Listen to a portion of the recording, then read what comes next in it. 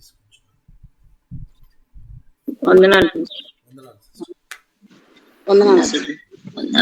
వందనాలు బ్రదర్. వందనాలు. దేవుని వాక్యాన్ని ధ్యానిద్దాం ప్రియులారా.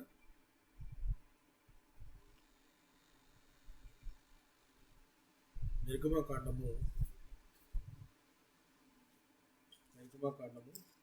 4వ అధ్యాయం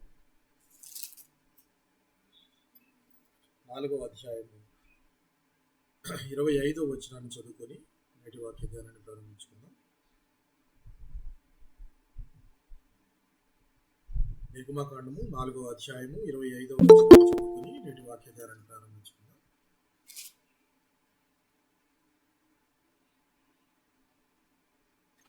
సిప్పోరా వాడిగల రాయి తీసుకొని తన కుమారునికి సున్నతి చేసి అతని పాదముల యొద్ద అది పడవేసి, నిజముగా నీవు నాకు రక్త సంబంధమైన పెనిమిటి వైతివనెను. అంతటా ఆయన అతన్ని విడిచి. చిన్న ప్రార్థన చేసుకుని వాక్య ధ్యానాన్ని కంటిన్యూ చేసుకుందాం. కృపా సత్య సంపూర్ణుడు అయిన మా ప్రియ పరలోకపు తండ్రి, పరిశుద్ధుడా, నీ పవిత్రమైన పాదాలకు వందనాలు, వేలాది స్తుతులు, స్తోత్రములు తండ్రి. ఆయన గడిచిన దినములన్నీ కూడా నాయన నీ కృపలోను సమృద్ధిలోను మా కుటుంబాల నుంచి మరి యొక్క నూతన దినాన్ని మాకు అనుగ్రహించారు.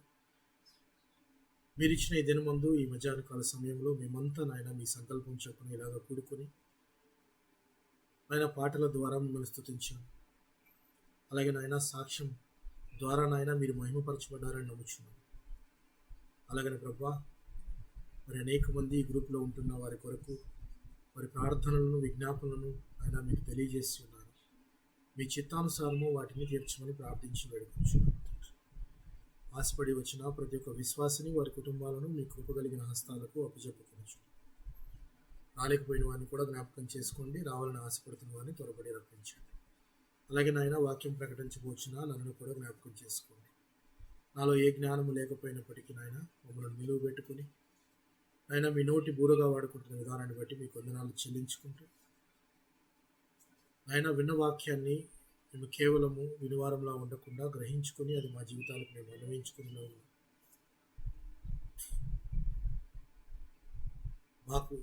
నాకు ఈ పాఠంలో నేర్పించమని ఈ ప్రార్థన అంతా కూడా ప్రభు యేసుక్రీస్తు వారి అతి పరిశుద్ధమైన నామములో అడిగి వేడుకొనిచున్నాము తండ్రి. ఆమేన్. మంచిది ప్రియులారా. నిర్గమకాండము 4వ అధ్యాయము 25వ వచనం మరొకసారి నేను చదువుతున్నాను, గమనించండి. సిప్పోరా వాడిగల రాయి తీసుకుని తన కుమారునికి సున్నతి చేసి అతని పాదముల యొద్ద అది పడవేసి, నిజముగా నీవు నాకు రక్త సంబంధమైన పెనిమిటి వైతివనెను. అంతటా ఆయన అతనిని విడిచెను. ఇది సందర్భం ఏమిటో మనకు చదవగానే అందరికీ అర్థమయ్యే ఉంటుంది. అర్థమైందండి ఈ సందర్భం ఏంటో? ఏ సందర్భంలో ఈ మాట రాయబడిందో అర్థమైందా మీకు? జ్ఞాపకం వచ్చి ఉంటుందా? జ్ఞాపకం వచ్చిందో లేదా? నిర్గమకాండము 4వ అధ్యాయము సిప్పోరా అనగానే మనము ఎవరి భార్య ఈవిడ? సిప్పోరా మోషే భార్య. సిప్పోరా ఇక్కడ చేసిన ఒక పనిని మనకి చాలా స్పష్టంగా రాయబడి ఉంది. ఒక రాయి తీసుకొని తన కుమారుడికి సున్నతి చేసి అది మోషే గారి పాదాల వద్ద పడవేసి ఆమె మోషే పాదాలు తాకుతూ, నీవు నాకు రక్త సంబంధమైన పెనిమిటి వైతివి. నిజముగా రక్త సంబంధమైన పెనిమిటి అంటే ఏంటి? పెనిమిటి అంటే భర్తకు తనకు రక్త సంబంధం ఎక్కడి నుంచి వస్తుంది? ప్లస్ ఆమె అక్కడ ఆ రాయి తీసుకొని తన పిల్లవాడికి సున్నతి చేసి చెయ్యాలి అని తనకు ఎవరు చెప్పారు? ఈ రెండు విషయాలు క్లారిటీ మనం తెలుసుకునే ముందుగా మిమ్మల్ని ఒక ప్రశ్న అడుగుతాను నేను. మోషే గారికి ఎంతమంది భార్యలు? ఇద్దరు. మిగిలిన వారు? ఇద్దరు. మిగిలిన వారు ఇద్దరు. ఎవరు రెండో వారు? మొదటి వారు ఇక్కడ మనకు కనపడుతున్నారు సిప్పోరా. కూషు దేశపు స్త్రీ. కూషు దేశపు స్త్రీ అని చెప్పి మనము చాలామంది చరిత్రలో మోషే గారికి ఇద్దరు భార్యలు అని అంటూ ఉంటారు. ఎందుకు ఇద్దరు భార్యలు అంటూ ఉంటారంటే అలా అనేవారికి కూడా ఒక సపోర్టింగ్ వాక్యం ఉంది. ఓహో, ఈ వాక్యాన్ని బట్టి మోషే గారికి ఇద్దరు భార్యలు ఉన్నారేమో అన్నట్టుంది. అక్కడ రెండవ భార్య అని కూడా మెన్షన్ చేసి ఉండదు. కానీ ఆవిడను గూర్చి తన సహోదరుడు సహోదరి సనుగుకోవటం చూసి జనరల్గా ఈయనకు రెండో భార్య ఉందేమో అని అనుకుంటారు. కానీ చరిత్రలో కొంతవరకు తొంగి కనుక చూస్తే, చరిత్రకారులు రాసేదే చరిత్ర, కానీ మనకు తెలిసిన బైబిల్ ప్రకారం కనుక చూస్తే అది వేరే యాంగిల్లో కనబడుతుంది. చరిత్రకారులు కనుక ఒక్కసారి ఏం రాశారంటే, మోషే గారికి ఇద్దరు భార్యలు ఉన్నారు. ఒక భార్య పేరు తబ్రిస్, ఈమె కూషు దేశస్థురాలు, కూషు దేశపు యువరాణి అని చెప్పి చరిత్ర చెప్తుంది. ఎలాగా మరి ఈయనకు ఆమెకు కూషు దేశానికి మోషే గారికి సంబంధం ఏంటి? అసలు పుట్టింది ఏ దేశంలో? ఆయన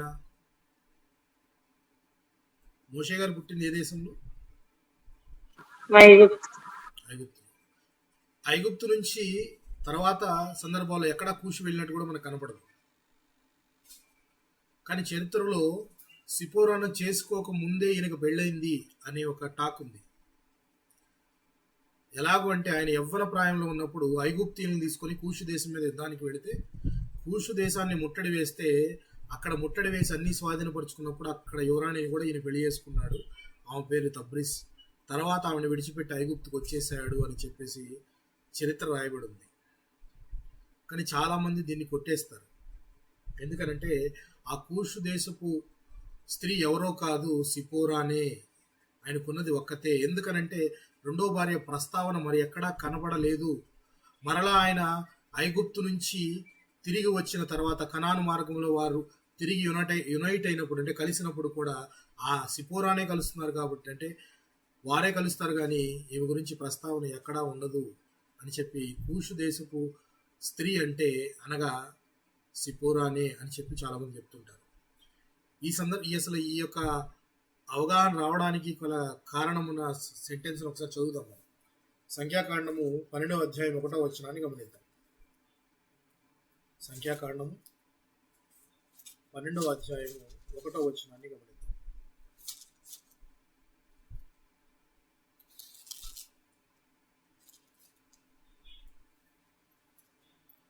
సంఖ్యాకాండము 12వ అధ్యాయము 1వ వచనాన్ని కనుక గమనిస్తే, మోషే కూషు దేశపు స్త్రీని పెళ్లి చేసుకుని ఉండెను గనుక అతడు పెళ్లి చేసుకుని ఆ స్త్రీని బట్టి మిరియాము అహరోనులు అతనికి విరోధముగా మాటలాడిరి. అంటే ఇందులో ఒక జలస్ కనబడుతుంది.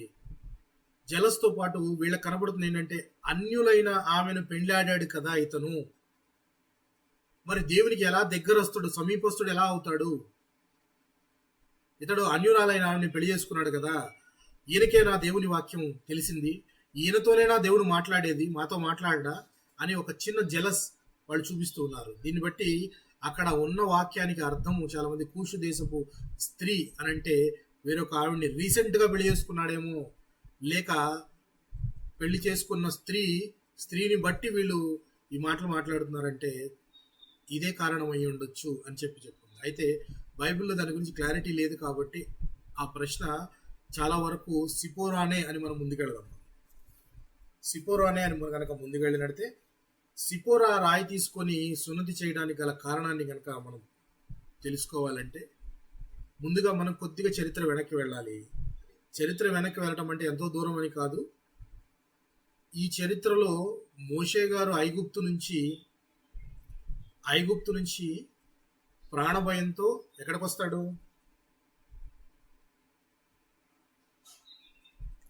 మిద్యాను అనే ప్రాంతానికి వస్తాడు. మిద్యాన్ అనే ప్రాంతానికి వచ్చినప్పుడు అక్కడ జరిగిన సందర్భాలన్నీ మీకు జ్ఞాపకం ఉండే ఉంటాయి. అక్కడ ఒక 7 స్త్రీలు నీళ్లు పట్టుకుంటూ ఉంటే వాళ్ళను కొంతమంది బాధ పెడుతూ ఉంటే మోషే వాళ్ళను కాపాడి వారికి కావాల్సిన నీళ్లను వాళ్ళకి పట్టించి ఇవ్వగానే వారంతా ఇంటికి వెళ్ళి వాళ్ళ తండ్రిని చూడగానే తండ్రి ఎందుకు త్వరగా వచ్చారు అని అడిగితే చెప్తారు ఇలాగ, ఒక వ్యక్తి మాకు సహాయం చేశాడు అని అంటే ఆ వ్యక్తిని ఎలా పోనిచ్చారని చెప్పేసి ఆ వ్యక్తిని తీసుకొని వచ్చి మరలా ఆ వ్యక్తిని తీసుకొని వచ్చి భోజనం అయి పెట్టి తర్వాత తన కుమార్తెనిచ్చి అతనికి వివాహం చేసినట్టు మనకు కనబడుతుంది. ఆ వ్యక్తి పేరేంటి? ఇత్రో. ఇతని పేరే రఘుయేలు అని కూడా ఉంటుంది. 2 పేర్లు అతనియే ఇత్రో. సమృద్ధి అని అర్థం. సమృద్ధి అని అర్థం. అయితే తన కూతురు నుంచి వివాహం చేసిన మోషేకి మోషే ఎక్కడి నుంచి వచ్చాడు, ఎలాంటి పరిస్థితుల నుంచి వచ్చాడు, ఏ కుటుంబం నుంచి వచ్చాడు అనే సంగతి వీళ్ళకి చెప్పుంటాడా, చెప్పుండడా? ఇత్రోకు కానీ సిపోరాకు కానీ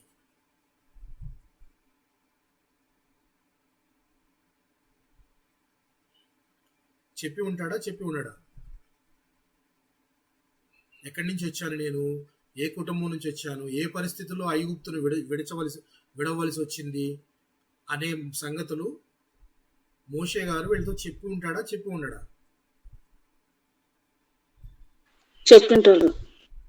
చెప్పి ఉండొచ్చనే ఛాన్స్ తీసుకున్నాం. అయితే మోషే గారికి ఐగుప్తులో తన ప్రజలంతా బాధపడుతూ ఉన్నారు అనే విచారం ఉందా లేదా? ఉందా? మరి ఉన్నప్పుడు ఈయన మిద్యానికి వచ్చి ఒక స్త్రీని వివాహం ఆడి అక్కడ ఎన్ని సంవత్సరాలు? దాదాపు 40 సంవత్సరాల పైగా అక్కడే ఉండిపోతాడు. ఈ 40 సంవత్సరాల కాలంలో ఆయన చేసే పని ఏంటి చెప్పండి? మందను మేపడు. అంటే ఒక షెపర్డ్ మందను మేపుతూ మంద కాపరిగా ఉంటాడు. మంద కాపరి అనే ఉద్యోగంలో ఆయన సెటిల్ అయిపోయాడు. మంద కాపరిగా ఉంటున్న వ్యక్తికి తను ఎక్కడి నుంచి వచ్చాను, తన ప్రజల యొక్క బాధలు కానీ లేక తన ప్రజల యొక్క సంస్కృతి కానీ ఇవన్నీ కూడా మరిచిపోయి తన ప్రొఫెషన్ తను చేసుకుంటూ ఉన్నాడు. మందను కాసుకుంటూ ఉన్నాడు. దానిలోనే నిమగ్నం అయిపోయినాడు. తన ప్రజల బాధ తనకు అక్కర్లేదు. తను ఎక్కడి నుంచి వచ్చాక కూడా వీళ్ళకి చెప్పి కూడా ఉండకపోవచ్చు. సో తర్వాత ఎప్పుడైతే దేవుడు తనకు ప్రత్యక్షమై ఇలా ఐగుప్తులో ఉన్న నీ ప్రజలను రక్షించడానికి సమయం వచ్చిందని చెప్పి తీసుకెళ్ళడానికి సిద్ధపరిచినప్పుడు, ఇలాంటి ఒక జర్నీ ఉంటుంది, ఇలా వెళ్ళాలి అనుకున్నప్పుడు సిపోరా ఎంతగా బాధపడి ఉండొచ్చా లేకపోతే ఆనందపడి ఉండొచ్చా? ఎందుకంటే భర్త ఇప్పుడు దాకా ఒక ప్రొఫెషన్లో ఉన్నాడు, ఒక ఉద్యోగంలో ఉన్నాడు. సడన్గా అది మానేసి నేను ఏదో ఒక సాహసయాత్రకి వెళ్తున్నాను, లేకపోతే ఇలాగ దేవుడు చెప్పాడు అని చెప్పి నేను అక్కడికి వెళుతున్నాను అని అన్నప్పుడు ఆవిడ బాధపడుతుందా లేకపోతే ఆనందపడుతుందా?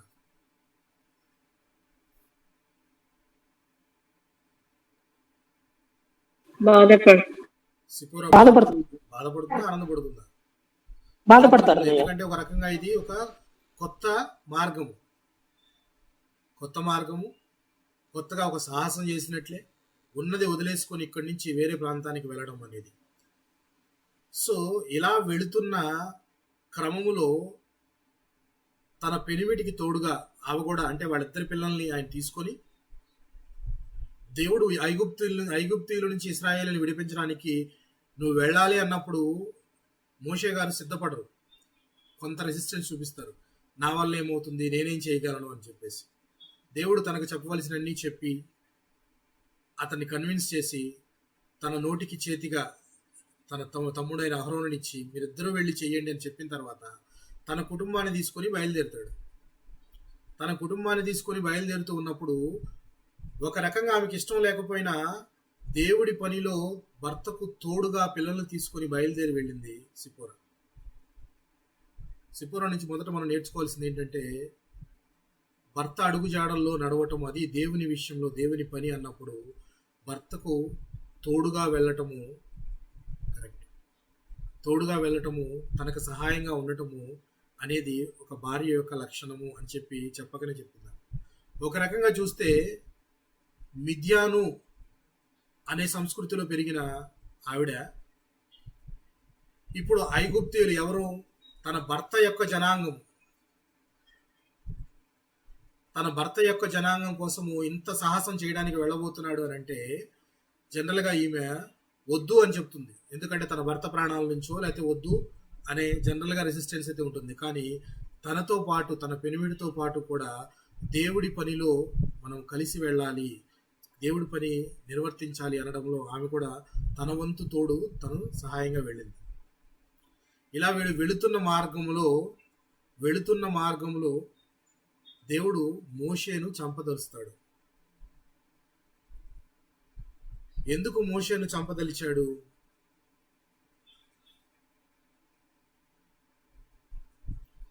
దేవుడు ఎందుకు మోషేను చంపదలిచాడు?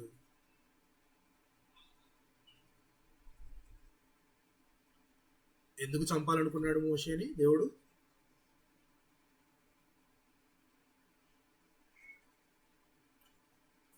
వింటున్నారా? వింటున్నాం సార్. దేవుడు మోషేని చంపాలనుకున్నాడు. ఎందుకు చంపాలనుకున్నాడు? దేవుడే తన పని మీద మోషేని పంపిస్తున్నాడు. నా పని మీద వెళ్ళు, లేక నీ ప్రజలైన వారు మొరపెట్టుకుంటే ఆ మొర నేను ఆలకించాను, అందుకని ఆ పని మీద నువ్వు వెళ్ళు అని పంపించే దేవుడే ఎందుకు మోషేని చంపాలనుకుంటున్నాడు?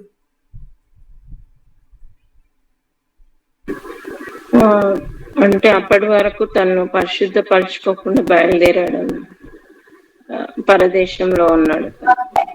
దేవునికి విరోధంగా ఉన్నందుకనయ్యా, దేవునికి విరోధంగా ఉన్నాడు అనుకుందాం. ఇప్పుడు మిద్యానులో 40 సంవత్సరాలు ఉన్నాడు మోషే గారు.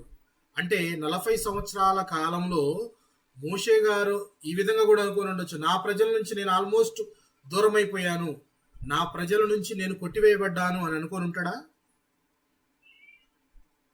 దేవుడు కనపడనంత వరకు ఆయన ఉద్దేశం ఏంటి అంటే, నా ప్రజల నుంచి నేను కొట్టివేయబడ్డాను, నాకు వాళ్ళకి అసలు సంబంధమే లేదు అని అనుకొని ఉండవచ్చు. కానీ ఇక్కడ దేవుడు చంపదలిచింది ఉద్దేశాన్ని ఎవరు గమనించారు? సిపోరా గమనించింది. సిపోరా ఆ పని చేయడానికి గల కారణం అంటే, ఇప్పుడు దేవుడు చంపదలిస్తే సిపోరా కూడా ఆ ఛాన్స్ ఇవ్వకుండా మోషేని చంపగలడా లేడు దేవుడు?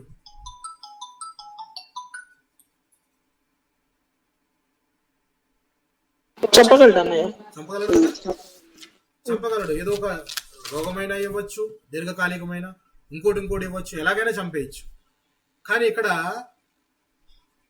ఇక్కడ నీలో ఒక పాపం ఉంది, ఆ పాపాన్ని తుడిచిపెట్టగలిగితే నీవు ఒక సమర్థవంతమైన నాయకుడు అవుతావు, నీవు నీ ప్రజలను విమోచనకు కారణమవుతావు. నువ్వు ఆ నీలో ఉన్న పాపాన్ని నువ్వు తీసేయాలి అని మోషేకు తెలియజెప్పాలి అని చెప్పేసి దేవుడు ట్రై చేసి చంపాలి అనుకుంటే, దాన్ని ఈమెలా గ్రహించింది?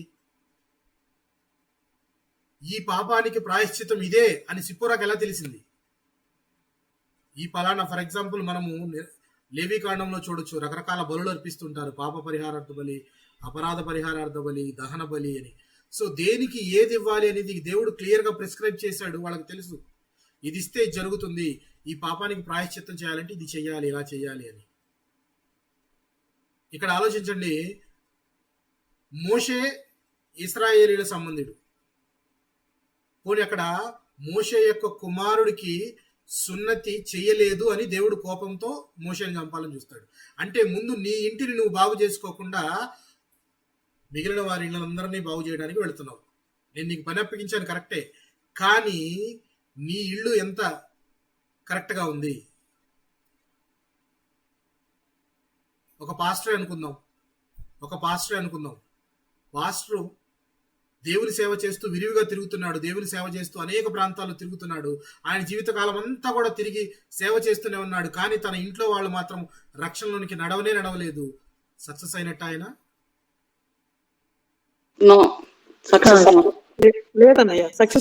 కాలేదు. ఎందుకని? ముందు ఇంట గెలవాలి, ముందు ఇంటిని సరిదిద్దుకోవాలి. నీ ఇంటిలో నీ సొంత కొడుకుకే సున్నతి లేదు, నువ్వు ఎలా బయలుదేరావు ఇంతమందిని రక్షించడానికి అని ఆ పాయింట్ మీద చంపాలనుకున్నాడు అని మనకు తెలిసింది, రైట్? కానీ ఈ పని చేస్తేనే దేవుడు పడతాడనే సంగతి ఎలా తెలిసింది దేవుడికి, సిప్పోరాకి?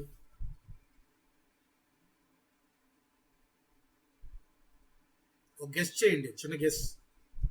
ఈ పని చేస్తేనే దేవుడు శాంతపడతాడు. ఎందుకంటే మనం అక్కడ చదువుకున్నాం, ఎప్పుడైతే ఆమె తన కుమారుడికి సున్నతి చేసి ఆ చర్మాన్ని మోషే కాళ్ళ దగ్గర పడేసి నీవు నాకు రక్త సంబంధమైన పెనిమిటి అయ్యావు అని చెప్పగానే అంతటా విడిచెను అని అంటే అప్పటిదాకా మోషేలో ఒక పాపం ఉంది. మోషే పాపాన్ని కడగడానికి తన భార్య తన కొడుకుకి సున్నతి చేసింది. ఈ సంగతి సిపోరాకు ఎలా తెలిసి ఉండొచ్చు? అంటే ఆమె యాజకుని కుమార్తె. ఆధ్యాత్మిక ఏంటి సిస్టర్? యాజకుని కుమార్తె కదా. వెరీ గుడ్, మంచి పాయింట్ చెప్పారు. ఎవరి కూతురు ఆవిడ? ఎవరి కూతురు సిపోరా? యాజకుని కుమార్తె. యాజకుని కుమార్తె. రైట్. అయితే ఇక్కడ మిద్యాను యాజకుడు అంటే వారు యెహోవాని కొలుస్తారా? యాజకులు వేరే వేరే వేరే దేవతలకు కూడా ఉండొచ్చు కదా. మిద్యాను యాజకుడు అని రాయబడి ఉంది. మిద్యాను వారు యెహోవానే దేవుడిగా కొలుస్తారా, లేక వేరే ఛాన్స్ కూడా అయి ఉండొచ్చా? వేరే దేవతల్ని కూడా కొలుస్తారు. ఉండొచ్చు కదా, ఉండొచ్చు. ఎందుకనంటే మోషే గారు ఐగుప్తు వెళ్ళి ఐగుప్తులో నుంచి వీళ్ళందరినీ తీసుకొని వచ్చిన తర్వాత తన మామ అయిన ఇత్రో, ఈయన రౌయేలు వచ్చి కలుస్తాడు. ఎవరిని? మోషే గారిని కలుస్తాడు. మోషే గారిని కలుస్తాడు. కలిసి అప్పుడు ఆయన అనే మాట ఏంటో తెలుసా? ఒకసారి గమనిద్దాం. ఇదే నిర్గమాకాండము 18వ అధ్యాయం చూద్దాం.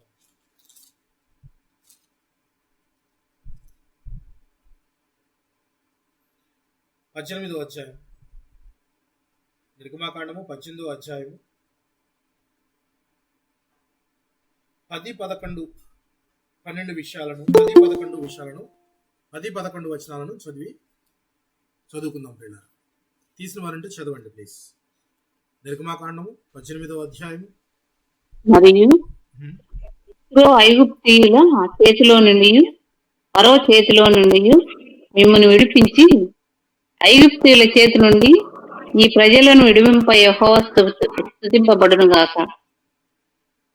ఐగుప్తీయులు గర్వించి ఇశ్రాయేలుల మీద చేసిన దౌర్జన్యమును బట్టి ఆయన చేసిన దానిని చూసి యెహోవా సమస్త దేశముల కంటే గొప్పవాడని ఇప్పుడు నాకు తెలిసేదన్నాను. చాలు. ఇక్కడ చదివిన సిస్టర్ కొద్దిగా తప్పు చదివారు. సమస్త దేశములు కాదు, యెహోవా సమస్త దేవతల కంటే గొప్పవాడని ఇప్పుడు నాకు తెలిసినదనెను. ఎప్పుడు తెలిసింది ఆయనకి? ఎప్పుడు తెలిసింది ఇత్రో గారికి సమస్త దేవతల కంటే యెహోవా గొప్పవాడు అని? ఎప్పుడు తెలిసింది ఆయనకి? మోషేని కలిసినప్పుడు. మోషేని ఎప్పుడు కలిశాడు? అద్భుత కార్యాలన్నీ జరిగిపోయినాయి. ఈయన వెళ్ళి ఐగుప్తుకు వెళ్ళి ఫరో దగ్గర అన్ని అద్భుత కార్యాలు చేసి ఎంతో గొప్పదైన ఎర్ర సముద్రాన్ని దాటి వచ్చిన తరువాత, ఇన్ని అద్భుత కార్యాలను చూసిన తరువాత ఇత్రో గారికి రియలైజ్ అయ్యాడు, ఈయనే నిజమైన దేవుడు అని. అప్పటిదాకా నిజమైన దేవుడు యెహోవా అని ఈయన నమ్మి ఉంటాడా, నమ్మకుండా ఉండుంటాడా? ఈ పాయింట్ని బట్టి ఈ పాయింట్ యెహోవానే నిజమైన దేవుడు, సమస్త దేవతల కంటే ఆయన గొప్పవాడు అనే మాటను ఇత్రో ఇప్పుడే నాకు తెలిసింది అంటున్నాడు. ఇప్పుడే తెలిసింది అంటే అప్పటి నుంచే నమ్మడం స్టార్ట్ చేస్తాడా? అంతకుముందే నమ్మి బలులు అర్పించడము, అర్పణలు అర్పించడం చేస్తాడా? అంటే అంతకుముందు ఆయనకు తెలియదని. అంటే అంతకుముందు ఆయనకి తెలియదు. తెలిసిన ఈయనే నిజమైన దేవుడు అని ఒప్పుకొని అహం కూడా అయి ఉండొచ్చు. ఎందుకంటే స్వయంగా అనుభవం లేకపోవచ్చు. మనం ఈ రోజున చాలా మంది ప్రభు అయిన క్రీస్తును నోటితో దూషించిన వారే వాక్యం చెప్తున్నారు కదా. దేవుని గురించి అద్భుతమైన వాక్యాలు చెప్తున్నారు. ఒకప్పుడు దేవుణ్ణి దూషించిన వారు, ఒకప్పుడు దేవుణ్ణి నీచంగా మాట్లాడిన వారు ఈ రోజున గొప్పగా విశేషంగా వాడబడుతున్నారు. ఎందుకు? పక్కవాడు చెప్తే తెలుసుకున్నాడా? ఎవరి అనుభవం అది? ఎవరి అనుభవం అది? తన స్వీయ అనుభవం. దేవునికి నీకు మధ్య కూడా ఎప్పుడైనా దేవునికి నీకు మధ్య ఎవరు లేరండి. గుర్తుపెట్టుకొని, పాత నిబంధన గ్రంథం అంతా కూడా ఒక యాజకుడు ఉండేవాడు నీకు దేవునికి మధ్య. కొత్త నిబంధన గ్రంథంలో అది లేదు. నీకు దేవునికి మధ్య ఎవరు లేరు. డైరెక్ట్ గా నువ్వు మాట్లాడచ్చు. నీ ప్రార్థన డైరెక్ట్ గా దేవునికి చెప్పుకోవచ్చు. ఒక డైరెక్ట్ రూటే ఉంది. ఇంకెందుకు వేరే వాళ్ళు? సో ఇక్కడ ఆలోచిస్తే ఇత్రోకి ఎప్పుడు తెలిసిందట సమస్త దేవతల కంటే గొప్పవాడని. ఇప్పుడు నాకు తెలిసినదని అనగానే అంటే సరిపోదు అన్న ఆ వ్యక్తి ఏం చేశాడో చూద్దామా తర్వాత వచనంలో. తర్వాత వచ్చిన 12వ వచనం గమనిద్దాం. మరియు మోషే మామ అయిన ఇత్రో ఒక దహన బలులను దేవునికి అర్పింపగా అహరోను ఇశ్రాయేలు పెద్దలందరూ మోషే మామతో దేవుని సన్నిధిని భోజనము చేయవచ్చిరి. వెంటనే ఆయన బలి అర్పించాడు. మాటలు చెప్పడం కాదు, నేను నమ్మానని చెప్పడం కాదు, నా నమ్మికకు తగ్గట్టుగా నా క్రియలు ఉండాలి. నీవు దేవుని యందు విశ్వాసం ఉంచావని చెప్పడం కాదు, నీ క్రియలలో విశ్వాసాన్ని కనబరుస్తున్నావా అనేది ఇక్కడ పాయింట్. ఇక్కడ వెంటనే నాకు తెలిసింది ఆయనే గొప్ప దేవుడు, నిజమైన దేవుడు అని చెప్పి అప్పుడు నేను ప్రార్థన ఎవరికి చేయాలో నాకు తెలుసు కాబట్టి నేను ఆయనకి మోకాళ్ళుని ప్రార్థిస్తాను అని మన ప్రార్థన ఉండాలి. సో ఇక్కడ మామ అయిన ఇత్రో కూడా సిపోరాకు చెప్పే అవకాశం ఉండొచ్చు, ఉండకపోనువచ్చు ఈ పాయింట్ బట్టి. ఎందుకంటే ఇన్ని సంవత్సరాల తర్వాత ఆయన అప్పుడు నాకు నిజమైన దేవుడు అని తెలుసును అంటున్నాడు.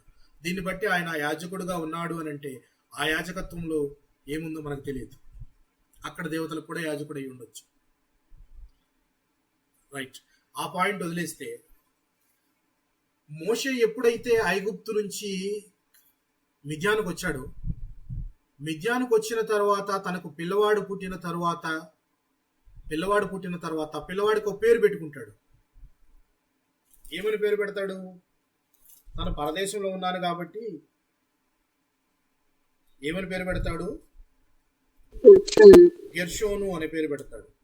అంటే దాని అర్థం పరదేశీ అని అర్థం. అంటే నేను అన్యుల దేశంలో ఉన్నాను, పరవాసిగా ఉన్నాను కాబట్టి నాకు బిడ్డనిచ్చాడు దేవుడు అని జ్ఞాపకం చేసుకుంటూ బిడ్డని. అయితే ఇశ్రాయేలీయుల యొక్క వంశములలో పుట్టిన వారు జనరల్గా ఎవరైనా పిల్లలను పుడితే 8వ రోజున సున్నతి చేయించడం ఆనవాయితీ కాదా? అది మోషేకి తెలుసుంటుందంటారా, తెలియదంటారా? తెలుసు. తెలిసి కూడా చేయించలేదు కదా? తెలిసి చేయించాడా? 8వ రోజున సున్నతి, అబ్రహాము ఇసాకు సున్నతి దినమున ఏం చేశాడు? గొప్ప విందు చేశాడట. అంటే అది సెలబ్రేట్ చేసుకోవలసిన సమయము కుమారుడికి సున్నతి చేయించిన దినం. అలాంటి ఆనవాయితీలో పుట్టాడు. మరి ఇశ్రాయేలీయుల యొక్క బాధ అంతా కూడా తనకు చూసి బాధపడ్డాడు. ఓకే, తను పెరిగిన వాతావరణం అంతా కూడా ఐగుప్తు రాజవంశంలో పెరిగాడు అనుకున్నా కానీ ఈయనకు ఈ యొక్క సున్నతి అనేది తెలిసి ఉండొచ్చు. తెలిసి తన భార్యకు కూడా చెప్పి ఉండొచ్చు. చెప్తే మొదటిగా భార్య వద్దు అని ఉండొచ్చు. ఒక పాయింట్ అనుకుందాం. ఎందుకనంటే ఈమె మిద్యాను స్త్రీ కాబట్టి మాకు అలాంటివన్నీ ఏమి లేవు, నీకున్నాయేమో, నా పిల్లవాడికి అలాంటివి చేయొద్దు అని అబ్జెక్ట్ చేసి ఉండొచ్చు. ఒక పాయింట్ అనుకుందాం మనం, జస్ట్ అబ్జెక్ట్ చేసి ఉండొచ్చు.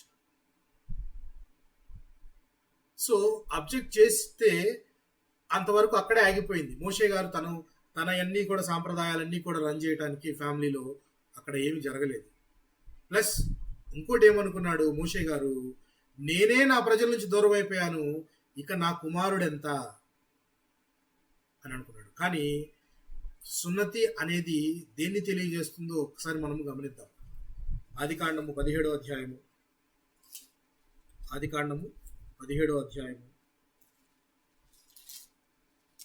9 నుంచి 14 వచనాలు గమనిద్దాం. 9 నుంచి 14 వచనాలను గమనిద్దాం. మరియు దేవుడు, నీవు మాత్రమే గాక నీ తర్వాత తరములలో నీ సంతతియు నా నిబంధన గైకొనవలెను. నాకును నీకును నీ తర్వాత నీ సంతతికి మధ్య మీరు గైకొనవలసిన నా నిబంధన ఏదనగా, మీలో ప్రతి మగవాడును సున్నతి పొందవలేను, మీరు మీ గోప్యాంగ చర్మమును సున్నతి పొందవలేను. అది నాకు నీకు మధ్య ఉన్న నిబంధనకు సూచనగా ఉండును. 8 దినముల వయసు గలవాడు అనగా నీ ఇంట పుట్టిన వాడైనను నీ సంతానము కాని అన్యుని యొద్ద వెండితో కొనబడిన వాడైనను మీ తరములలో ప్రతి వాడును మీలో సున్నతి పొందవలేను. మగవాడు మీలో సున్నతి పొందవలేను. నీ ఇంట పుట్టిన వాడును నీ వెండితో కొనబడిన వాడును తప్పక సున్నతి పొందవలేను. అప్పుడు నా నిబంధన మీ శరీరమందు నిత్య నిబంధనగా ఉండును. సున్నతి పొందని మగవాడు అనగా ఎవని గోప్యాంగ చర్మమున సున్నతి చేయించబడదో అట్టివాడు తన జనులలో నుండి కొట్టివేయబడును. వాడు నా నిబంధనను మీరి ఉన్నాడని అబ్రహాముతో చెప్పాను. అబ్రహాముతో చెప్పాను. గమనించాలి, ఇందులో మనం చూడాల్సిన పాయింట్ 14వ వచనం ఏంటంటే, సున్నతి పొందని మగవాడు అనగా ఎవని గోప్యాంగ చర్మమున సున్నతి చేయబడదు అట్టివాడు తన జనులలో నుండి కొట్టివేయబడును. జనులలో నుండి కొట్టివేయబడును అంటే అర్థం ఏంటి? ఏ జనాల సంఖ్యలో, ఏ జనాల లిస్టులో ఉండడు అతను? చచ్చిపోతాడనే? బ్రతికున్న వాళ్ళలో ఉండడనే కదా. ఎవరి జనాలలో ఉండడు అని అంటున్నాడంటే, ఈ సున్నతి అనేది ఎవరెవరికి మధ్య నిబంధన అంటే దేవునికి అబ్రహాము సంతతికి, అంటే దేవునికి అబ్రహాము నుంచి పుట్టే ప్రతి సంతానానికి, తన పిల్లలకు, ఆ తరాలందరికీ కూడా ఒక నిత్య నిబంధనమైన సూచన. అబ్రహాము వంశములో పుట్టి సున్నతి పొందకుండా ఉంటే అతడు అబ్రహాము సంతతి చెందినవాడు కాదు. దేవుడి నిబంధనను మీరినట్లు అతడు జనాల్లో నుండి అతన్ని కొట్టివేస్తారు. ఇతడు అబ్రహాము సంతతి కాదు అని పక్కన పెట్టేస్తారు. సో అబ్రహాము సంతానం అని పిలువబడాలంటే ఏం జరగాలి? అక్కడ మగపిల్లవాడికి సున్నతి జరగాలి. సున్నతి అనేది రక్త సంబంధమైనది. సున్నతి చేసేటప్పుడు రక్తం కారుతుంది. ఆ రక్తం అక్కడ చిందించబడినప్పుడే అబ్రహాము సంతానం అని పిలువబడతారు. వాళ్ళు రక్త సంబంధికులు అవుతారు అని దేవుడు అబ్రహాముకు చెప్పిన నిబంధన. నీ సంతానంలో ఎవరైనా సరే, నీ కడుపున పుట్టిన వారైనా, అలాగని నీ దగ్గర పని చేసేవారైనా, నువ్వు బంగారం వెండిచ్చి కొనుక్కున్న వారైనా నీ సంతతిలో ఉండాలి అని అంటే వాళ్ళకి తప్పనిసరిగా సున్నతి చేయించుకోవాలి. అది నాకును మధ్య నిబంధన అని దేవుడు క్లియర్గా చెప్తున్నాడు. ఆ నిబంధనను మీరకూడదు ఎవరు అని అంటున్నారు. ఇక్కడ దాన్ని బట్టి మోషే తన కుమారుడికి చేయించలేదు అని అంటే నిబంధనను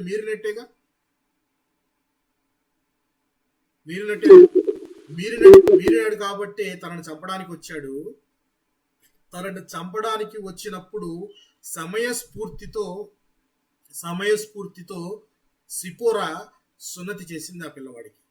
సమయస్ఫూర్తి ఎక్కడి నుంచి వచ్చిందంటే, ఇందాక మనం అనుకున్న ప్రకారము ఈ టాపిక్ ఇంతకు ముందు వారి కుటుంబంలో ఆల్రెడీ డిస్కషన్ అయ్యి ఉంటుంది. పిల్లవాడికి 8వ రోజున సున్నతి చేయించాలి అని.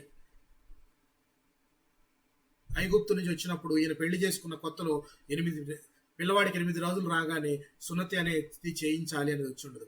అప్పటిలో ఆమె నో అని చెప్పిన, ఎవరు? సిపోరా. నో అని చెప్పిన సమయస్ఫూర్తితో రక్షించవలసిన సమయం వచ్చినప్పుడు, పాపాన్ని కడగవలసిన సమయం వచ్చినప్పుడు, తన భర్త ప్రాణాపాయంలో ఉన్నప్పుడు తన పిల్లవాడికి అది బాధ కలిగించే విషయమైన ఒక తల్లి సున్నతి చేయదు. జనరల్గా సున్నతి చేయాలంటే కొంతమంది ఉంటారు మగవాళ్ళు, వాళ్ళు ఆ రక్తాన్ని చూడాలంటే జనరల్గా స్త్రీలు భయపడతారు. అది తన సొంత కొడుక్కి ఆ విధంగా చేయాలి అంటే ఎంతో బాధాకరమైన విషయం. కానీ తను ముందుకు వచ్చి తన భర్తను ప్రాణ సంకటం నుంచి కాపాడాలి అని అంటే తను ఈ విధంగా చెయ్యాలి అని బాధపడినా కానీ ఆ బిడ్డకు అది చేసి పాపము నుంచి విడుదల కలిగించి, వీరంతా కొట్టివేయబడకుండా, మోషే యొక్క సంతానం కూడా కొట్టివేయబడకుండా వారిని రక్త సంబంధికులుగా చేసింది. ఇప్పుడు ఈమె రక్త సంబంధమైన పెనిమిటి అని అంటానికి ఇక్కడ 2 ధోరణులు ఉన్నాయి. ఎలాగ రక్త సంబంధమైన పెనిమిటి అని అంటే, జనరల్గా మా భర్త నాకు రక్త సంబంధమేనండి అని అంటారు. అంటే అర్థం అక్క కొడుకునో, అక్క కూతురనో, మేనమామ కొడుకు, మేనమామ కూతురు అని ఉంటారు. ఇక్కడ ఆ సంబంధమైనది కాదు, సున్నతి సంబంధమైన భర్త. అంటే అప్పటిదాకా తన కొడుకు సున్నతి లేకపోతే ఆయన అబ్రహాము సంతానములో కంటిన్యూషన్గా లేనట్టే. మరియు ఎప్పుడైతే ఈమె తన కొడుకు సున్నతి చేసిందో వీరంతా కూడా ఎవరి సంతానంలోనికి వెళ్ళిపోయారు?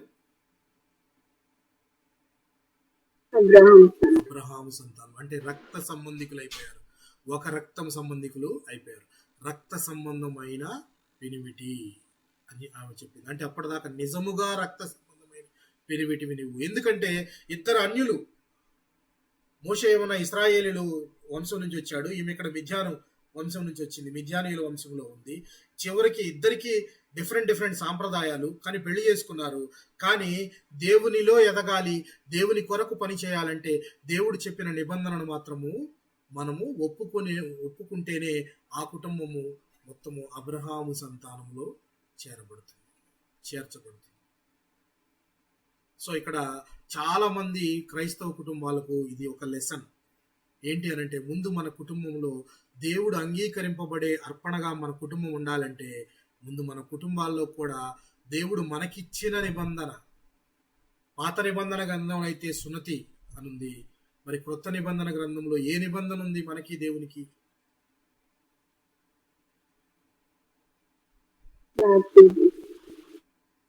ఏముంది? నమ్మి బాప్తిస్మము పొందండి, నమ్మి బాప్తిస్మము పొందండి. లేక మొన్న నేను చెప్పాను, కుమారుని ముద్దు పెట్టుకొనుము, లేకపోతే ఆయన కోపిస్తాడు. తండ్రి కోపాన్ని మనం చూడాలంటే ఉండాలంటే కుమారుని ముద్దు పెట్టుకోవాలి. కుమారుడు అంటే క్రీస్తును ముద్దు పెట్టుకోవాలంటే క్రీస్తుకు విధేయులై ఉండాలి మనం. నువ్వు విధేయులై ఉన్నావు, కరెక్టే. నువ్వు అలాగే నీ సంతానం, నీ కుటుంబం అంతా కూడా రక్షణలోకి నడవబడినప్పుడే నీ కుటుంబం అంగీకరించదగినదిగా మారుతుంది. మోషే గారు ఎక్కడికి వెళుతున్నాడు? ఐగుప్తుకు వెళుతున్నాడు. ఎందుకు ఐగుప్తుకు వెళుతున్నాడు అని అంటే, ఐగుప్తులో ఉన్న ఇశ్రాయేలీయుల జనాంగాన్ని తీసుకురావడానికి. ఎంతమంది జనాంగం చెప్పండి? అప్పుడు ఇశ్రాయేలీయులు ఎంతమంది అయి ఉన్నారు లెక్కకు? ఎంతమందిని ఆయన తీసుకొని వచ్చాడు బయటకు?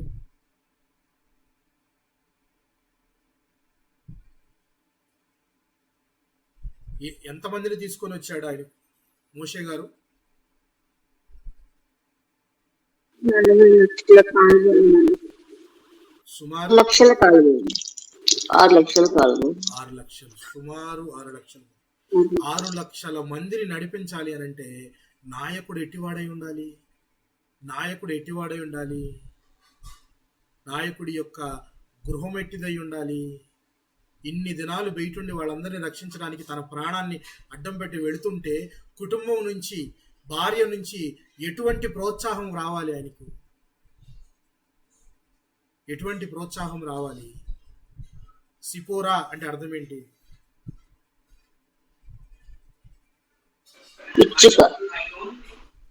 పిచ్చుక అంటే అర్థం పిచ్చుక లేక పక్షి, బర్డ్ అని అర్థం.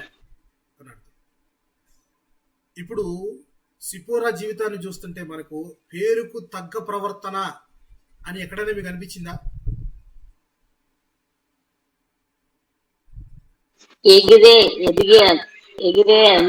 ఎదిగిన అనుభవంతో భర్తను కూడా కాపాడుకుంది.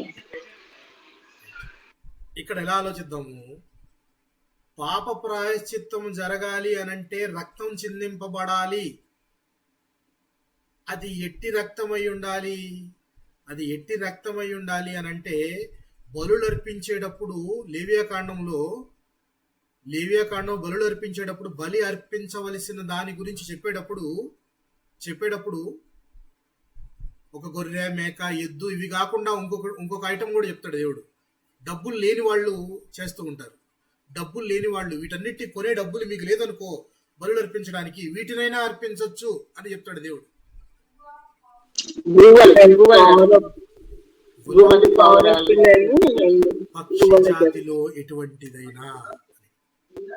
పక్షి జాతిలో ఎటువంటిదైనా బలి కాబడ్డప్పుడు ఏం జరుగుతుంది? అక్కడ ప్రాయశ్చిత్తం జరుగుతుంది. చూడండి, ఇప్పుడు సిపోరా పేరు ఇప్పుడు చెప్పండి, పేరుకు తగ్గ ప్రవర్తన కాదా? నిర్గమాకాండం చూద్దాం, ఆ మాటలు కూడా మనం నిర్గమాకాండం చూద్దాం. సరే, క్షమించండి, లేవియాకాండము మొదటి అధ్యాయం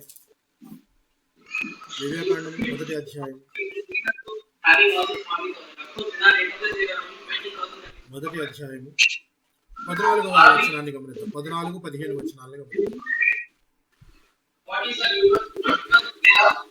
అతడు యెహోవాకు దహన బలిగా అర్పించినది పక్షి జాతిలోని ఎడల ఎల్ల పువ్వుల్లో నుండి గాని పావురపు పిల్లల్లో నుండి గాని చేయవలెను. యాజకుడు బలిపీఠం దగ్గర యాజకుడు బలిపీఠం దగ్గరకు దాన్ని తీసుకుని వచ్చి దాని తలను త్రుంచి బలిపీఠం మీద దాన్ని దహించవలను. దాని రక్తంను బలిపీఠం పక్కన పిండవలను. అది రక్తంలో బలిపీఠం పక్కన పిండవలెను. ఈ దహన బలి అనే దాని గురించి నేను ఇంతకుముందు కూడా చెప్పాను. ఇది రాబో క్రీస్తుకు ఛాయ అని కూడా చెప్పాను. దహన బలి అనేది హెబ్రీ పదములో చెప్పాను. హెబ్రీ భాషలో దహన బలికి అర్థము టు ఎసెండ్, అంటే ఎక్కిపోవుట అని. అంటే పొగతో కూడిన వాసన ఎక్కిపోయి ఎక్కడికి చేరుతుందని చెప్పాను? దేవునికి చేరుతుంది. అంటే ఎందుకు క్రీస్తును దహన బలికి ఛాయ అన్నారంటే, ఆయన అంగీకార యోగ్యమైన అర్పణగా తన జీవితాన్ని అర్పించి సువాసనగా పైకి ఎక్కిపోయి తండ్రి కుడిపార్శ్వంలో కూర్చుని ఉన్నాడు, ఎక్కిపోయాడు. సో దహన బలికి ఆయన ఒక నిదర్శనంగా కనబడుతున్నాడు. ఆ దహన బలి అర్పించేది పక్షి జాతిలోని ఏదైనా అయినా అది రక్తము చిందించి పాప పరిహారార్థము, అంటే పాపాన్ని ప్రాయశ్చిత్తం చేస్తుంది, అలాగే పరిశుద్ధుడిగా చేస్తుంది. ఇక్కడ ఆమె సిపోరా చేసిన పని తన కొడుకుకు సున్నతి చేయుట ద్వారా మోషే గారిని పాపము నుంచి ప్రాయశ్చిత్తము కలిగించి పరిశుద్ధుడిగా దేవుని పనిలో ముందుకు సాగడానికి ఆ ప్లాట్ఫామ్ నన్ను సిద్ధం చేసింది. ఎంత గొప్ప పనో చూడండి. సొంత కొడుకుకి ఆ విధంగా చేయాలన్నా కూడా చాలా బాధాకరమైన విషయం. చాలా మంది ఇదే వాక్యాన్ని రెండవ యాంగిల్లో కూడా చూస్తారు. ఎట్లా అంటే, ఇది ఇంగ్లీష్లో కనుక ఇక్కడ ఏమి రాయబడింది అని అంటే బ్రైడ్ గ్రూమ్ ఆఫ్ బ్లడ్ అని రాయబడింది. బ్రైడ్ గ్రూమ్ ఆఫ్ బ్లడ్ అంటే రక్తసిక్తమైన వరుడు అని, అంటే రక్తముతో కూడిన వరుడు అని. అంటే ఇది చాలా మంది ఎలా చెప్తారంటే, ఈ యొక్క సిపోరా ఫ్రస్ట్రేషన్లో, చాలా కోపంలో, నేను మిద్యానులో ఉంటే చక్కగా గొర్రెల మందను కాసుకుంటూ చక్కగా ఉండేవాళ్ళము, నిన్ను నమ్ముకొని నిన్ను పెళ్లి చేసుకుని నేను ఎడదాకా వస్తే నా బిడ్డకు నేను రక్తం చిందించవలసి వచ్చింది. రక్తంతో కూడిన వరుడు అయ్యావు నువ్వు, నీ వలన నేను నా కొడుకు రక్తం చూడవలసి వచ్చింది అని చెప్పి ఒక ఫ్రస్ట్రేషన్లో అన్న మాట బ్రైడ్ గ్రూమ్ ఆఫ్ బ్లడ్ అని కూడా ఉందని చాలా మంది ఆ పాయింట్ నుంచి తీసుకుంటారు.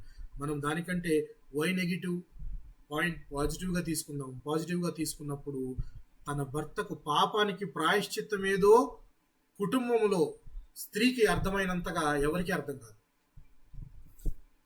ఈ మాట నేను ఎందుకు చెప్తున్నానంటే, చాలా సంఘాల్లో ఈ రోజున సంఘానికి పునాదులుగా చాలా మంది స్త్రీలే గట్టిగా నిలబడుతూ ఉంటారు. విశ్వాస విషయంలో కానీ, దేవుణ్ణి ఆరాధించే విషయంలోనూ కానీ, క్రమశిక్షణ విషయంలోనూ కానీ స్త్రీలే ఎక్కువ ఘనమైన పాత్రను పోషిస్తుంటారు అనేది నిజమా కాదా?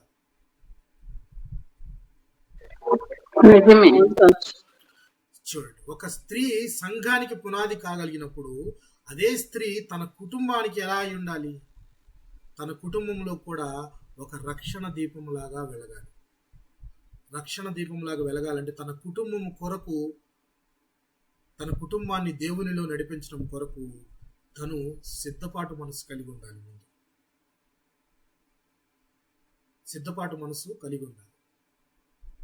జ్ఞానవంతురాలైన స్త్రీ ఏం చేస్తుంది?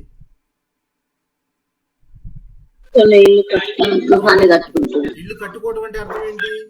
టూ బెడ్రూమ్ హాల్ కిచెన్ ఇల్లుని చక్కగా మొజాయిక్ ఫ్లోర్ వేసి కట్టించటమా? ఇల్లు కట్టుకోవటం అని అంటే ఏంటంటే, ఇల్లు కట్టడం అని అంటే అది అక్షరార్థం కాదు. పూరి గుడిసెలో ఉన్నా ఇల్లే, బిల్డింగ్ లో ఉన్నా ఇల్లే, అది ఎట్టిదైనా కానీ ఇల్లే. కానీ ఆ ఇంటిలో దేవుని మందసం ఉందా లేదా, అది చాలా ఇంపార్టెంట్. దేవుని మందసం అంటే అర్థం ఏంటి? దేవుని మందసం అంటే అర్థం ఏంటి? మందసం అంటే దేవుని ప్రత్యక్షత, దేవుని ప్రసన్నత, గాడ్స్ ప్రెజెన్స్ ఉందా లేదా ఆ ఇంట్లో, అది ఇల్లు కట్టుకున్నట్టు. మనం నువ్వు కోట్ల రూపాయలు ఇల్లు కట్టినా దేవుని మందసము, దేవుని యొక్క ప్రెజెన్స్ లేనిదే అది ఇల్లు అనబడదు. సో అటువంటి దానిలో ఇల్లు కట్టే విషయంలో ముఖ్యమైన పాత్ర స్త్రీదై ఉంటుంది. ఇక్కడ నేను ఇందాక అడిగాను, దేవుడు మోషేని గనక చంపాలని ఉద్దేశించినట్లయితే డైరెక్ట్ గా చంపేసేవాడా లేదా? ఎందుకు అవకాశం ఇచ్చి తన తప్పును దిద్దుకోవడానికి స్త్రీని ముందుకు తీసుకొస్తున్నాడు.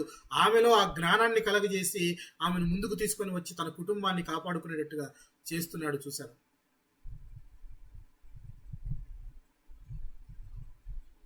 అక్కడ మనం ఇంకొక పాయింట్ ఆలోచించాల్సింది ఏంటంటే, అప్పటిదాకా కుటుంబం మొత్తంతో ఐగుప్తుకి వెళ్ళాలనుకున్నాడు ఎవరు? మోషే గారు.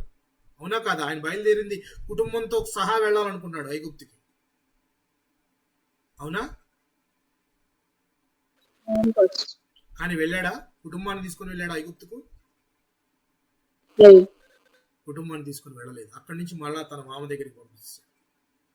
స్త్రీలో తన భార్యలో ఆ ధైర్యాన్ని చూశాడు, తన భార్యలో ఆ సమయస్ఫూర్తిని చూశాడు, భార్యలో ఇల్లు కట్టుకునే లక్షణాన్ని చూశాడు. సో ఎస్, ఈమె ఉండగలదు, దేవుడి పనిలో నేను సమర్థవంతంగా వెళ్ళగలను అని చెప్పి తన ముందుకు వెళ్ళి వీళ్ళని వెనక వదిలేశాడు. అంటే కుటుంబాన్ని వదిలేసి సేవ చేయమని కాదు, కుటుంబం నీ సేవకు అడ్డు కలగకుండా నీకు మంచి మార్గాన్ని చూపించేదిగా ఉండాలి. సేవలో నువ్వు కొనసాగుతుంటే కుటుంబం నిన్ను ప్రోత్సహించేదిగా ఉండాలి. సో మన గృహాల్లో, క్రైస్తవ గృహాల్లో, చాలా గృహాల్లో లోపిస్తున్నది ఏంటి అని అంటే ఇదే. చాలామంది రక్షణలో భర్త ఉంటే భార్య ఉండట్లేదు, భార్య ఉంటే భర్త ఉండట్లేదు, భార్యాభర్తలు ఉంటే పిల్లలు ఉండటం లేదు. దేవుడు మన పట్ల ఉద్దేశించినది ఒక్కటే ప్రేరణ. ఈ లోకంలో ఉన్నంత కాలం మనము ఆయన మహిమార్థమై మన జీవితాలను గడిపేట్టుగా ఉండాలి. ఆయన మహిమార్థమై మన జీవితాలు ఉంటున్నాయా అంటే చాలా వరకు మనము ఈ లోక సంబంధమైన వాటితో ఉండిపోయి దేవునికి మహిమార్థమైన జీవితాన్ని గడపటం లేదు. సో ప్రతి కుటుంబంలో స్త్రీకి చాలా ప్రాధాన్యత ఉంది. ముఖ్యంగా సంఘంలో, కుటుంబంలో పిల్లలను సరిదిద్దే విషయంలోనూ కానీ, తప్పు చేస్తే భర్తనైనా సరిదిద్దే విషయంలో. ఇక్కడ మోషేది కూడా తప్పే కదా. ప్రాణం మీదకి వచ్చిందంటే మోషే గారికి, మోషే అలక్ష్యం చేయబట్టే కదా, ఇది నెగ్లెక్ట్ చేశాడనే కదా అర్థం, చేయలేదనే.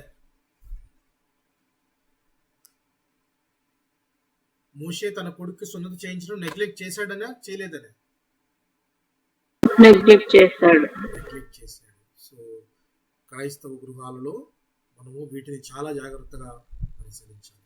దేవుని వద్దకు పిల్లల్ని తీసుకురావడంలో మనం ఎప్పుడు వెనకబడి ఉండకూడదు. ఎందుకంటే పిల్లలు రేపొద్దున ఎదిగిన తర్వాత మంచి క్రమంలో ఉండాలి అని అంటే దేవునిలో అంటుకట్టబడి ఎదగాలి. సో ఒక సిపోరా జీవితాన్ని కనుక మనం చూసినట్లయితే, తన భర్తను పాపము నుంచి విడుదల చేయించడానికి తన సమయస్ఫూర్తితో చేసిన పని ప్రాణాపాయం నుంచి కాపాడింది. మోషే 2 సార్లు కాపాడబడ్డాడు ప్రాణాపాయ స్థితి నుంచి. మొదటిసారి ఎప్పుడు చెప్పండి?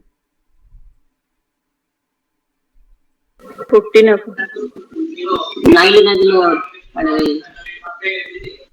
పడవేసినప్పుడు మిరియాం కాపాడింది. ఆ నదిలో పడ్డప్పుడు. ఇంకొకసారి కాపాడబడ్డాడు.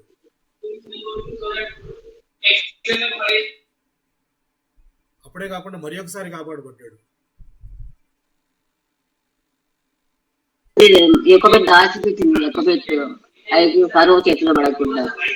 అదైపోయింది. అయితే పెరిగిన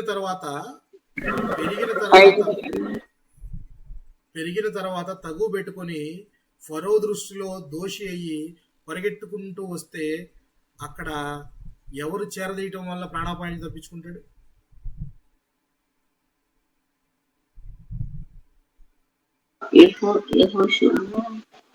ఎవరు చేరదీస్తారా ఆయన్ని?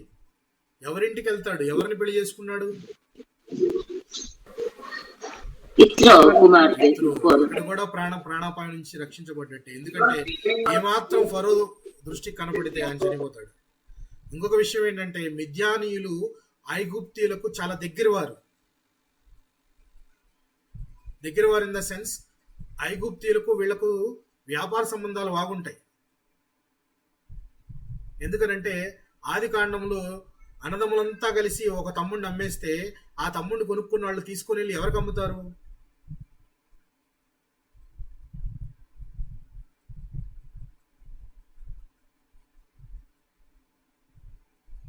జ్ఞాపకం వచ్చిందా లేదా? అన్నదమ్ములంతా కలిసి మిద్యాను వర్తకులు ఎవరు నమ్మేశారు? యోసేపు నమ్మేశారు. ఎవరికి అమ్మేశారు? మిద్యాను వర్తకులకు. ఈ మిద్యానులకే, మిద్యాను వర్తకులకు అమ్మేస్తే వీళ్ళు తీసుకెళ్లి ఎవరికి అమ్ముతారు? ఐగుప్తీయుడైన పోతీఫెరు అనే వ్యక్తికి అమ్మేస్తారు. అంటే వ్యాపార సంబంధాలు వీళ్ళకి బాగా ఉంటాయి. ఇలా ఒక వ్యక్తి వచ్చాడు ఐగుప్తు నుంచి, ఇలా వచ్చాడని చెప్పేసి తీసుకెళ్లి మరలా ఫరోకు అప్పగిస్తే అక్కడే అయిపోయేది. కానీ అతన్ని చేరదీసి, అతనిలో ఉన్న మంచి గుణాన్ని వీరు అర్థం చేసుకుని చేరదీసి, తర్వాత 40 సంవత్సరాల తర్వాత ఏ రాజు దృష్టిలో అయితే దోషిగా ఉన్నాడో మోషే, ఆ రాజు చనిపోతాడు. ఆ రాజు చనిపోయాడు, ఇక నువ్వు వెళ్ళొచ్చు ఐగుప్తు కానీ దేవుడు చెప్పిన తర్వాత బయలుదేరతాడు. మోషే గారు అప్పుడు బయలుదేరతాడు. సో ఇక్కడ మనం గమనించాల్సింది ఏంటంటే, సిపోరా అనే అన్యులను పెళ్లి చేసుకున్నప్పటికీ ఆమె సమయస్ఫూర్తితో తన ఇల్లును కట్టుకునే విషయంలో, తన భర్త అపరాధ విషయంలోను, అలాగే దేవుణ్ణి శాంతపరిచే విషయంలోనూ పేరుకు తగ్గ ప్రవర్తన కలిగి ఉంది. అంటే పేరుకు తగ్గ ప్రవర్తన అంటే ఒక పావురము ఎలాగ అర్పణ వలన పాప పరిహారార్థం జరుగుతుందో, పాపాన్ని పరిహరించేవారుగా, దూరంగా ఉండేవారుగా మనము ఉండాలి. అందులో స్త్రీ ముఖ్యమైన పాత్ర పోషించాలి అని చెప్పి సిపోరా మనకు చెప్పకనే చెప్తుంది కూడా. ఆమె గురించి ఇంకా తర్వాత దానిలో ఎక్కువగా రాయబడలేదు. మోషే గారు వీళ్ళందరినీ తీసుకుని వెళ్లే క్రమంలో కానీ, ఆయన చనిపోయే క్రమంలో కానీ, సో ఇదంతా కూడా ఎక్కడా రాయబడలేదు. ఎందుకనంటే దేవుడు అంతవరకే మనకు అవసరం అని చెప్పి రాయించాడు. ఏది అవసరమో అది రాయించాడు. ఇంకా అనేక విషయాలు రాయిస్తే గ్రంథాలు సరిపోవని చెప్పేసి యోహాన్ గారు చెప్పిన దాని ప్రకారం మనకు ఎంతవరకు రాయబడిందో అంతవరకు తెలుసుకున్నాము. ఆమె జీవితం నుంచి మనం నేర్చుకోవాల్సింది, చాలా మంది ఈ రోజున అన్య కుటుంబాల నుంచి క్రైస్తవులుగా క్రీస్తు మార్గంలోకి వస్తున్నప్పుడు వచ్చి తన విశ్వాసంలో ఉంటే తను చేయవలసిన ప్రైమరీ రెస్పాన్సిబిలిటీ ఏంటంటే మిగిలిన వారిని కూడా దేవుని యొక్క రక్షణలోనికి నడిపించడం, దేవుని మార్గంలోకి నడిపించడం, దేవుని మాటలను వాళ్ళకి చెప్పడం, దేవుని వాక్యాలను వాళ్ళ చేత పఠింప చేయటం. మొదట్లో కాదు అంటారు, రెసిస్టెన్స్ వస్తుంది, విసుక్కుంటారు, తిడతారు. కానీ ప్రభు నిమిత్తమైన నింద నీవెప్పుడు ఆనందంగానే స్వీకరించాలి. ఆయన నిమిత్తమైన నింద ఎప్పుడు నువ్వు ధన్యుడుగానే ఫీల్ అవ్వాలి. సో అన్యుల నుంచి వచ్చినా కానీ దేవునిని శాంతపరిచే విషయంలోనూ, అలాగే తన కుటుంబం యొక్క రక్షణ విషయంలోనూ సిపోరా ఏ విధంగా ఎంత అలర్ట్గా, ఎంత యాక్టివ్గా ఉన్నదో మనం కూడా ఆమెను చూసి నేర్చుకోవాల్సిన విషయాలు ఎన్నో ఉన్నాయని దీని ద్వారా మనకు తెలియజేస్తుంది. ప్రియులారా, దేవుడి కొద్ది మాటలను మన వినికిడిలో దీవించి ఆశీర్వదించును గాక. ఆమేన్. ఇప్పుడు వచ్చిన మీ అందరికీ మరొకసారి వందనాలు తెలియజేసుకుంటున్నాను. Thank you very much.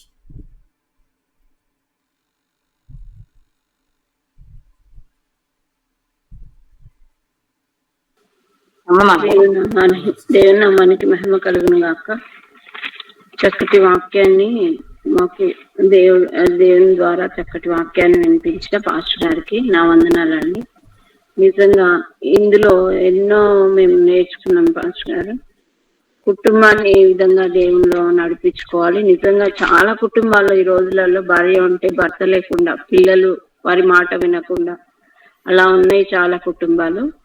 ఏ విధంగా కుటుంబాన్ని కట్టుకోవాలో దేవుడి వాక్యం ద్వారా మా అందరితో మాట్లాడి ఉన్నాడు. అందుని బట్టి దేవుని నామానికి మహిమ కలుగును గాక. మీకు నా వందనాలు పాస్టర్ గారు. థ్యాంక్ యూ పాస్టర్ గారు. రోజ్మేరీ సిస్టర్ వందనాలు సిస్టర్.